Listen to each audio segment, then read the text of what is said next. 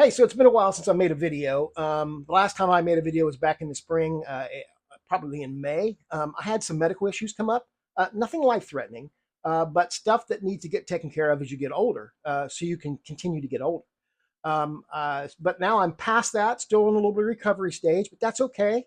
I'm here to talk about what I do, which is writing, publishing. Um, Last time we spoke, I talked about the classic adventures of Captain Hawkland, which is a 10 story collection of mine. I originally released these on Patreon, and then at the beginning of the year, I published them in a paperback.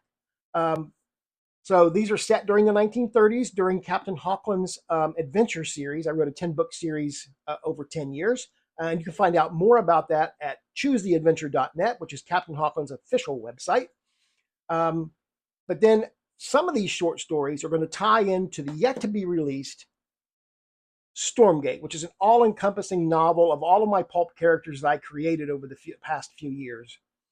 So you have Captain Hawkland, you have tramp steamer captain Zane Carrington, Juno Lai, which is Captain Hawkland's sister, the Purple Mystique, Night Vision, Jack Saxon, and a couple other new characters that I created that were in the classic adventures of Captain Hawkland and are now in this all-encompassing pulp adventure novel, Stormgate. I'll have this on my table at Pulp Fest in Mars, Pennsylvania, the last weekend of this month, going into August. And then 2 weeks later, or a week later, after that convention, this will be released online. But I have a limited amount of copies that I'll have on my table at Pulp Fest. So if you're planning on coming there, pick yourself up a copy, get them quick, because they're going to fly off the table, I'm sure of it. Also, I write a short story series. It's called the Stormgate Press. See, Stormgate is the name of my publishing house right there, Stormgate Press.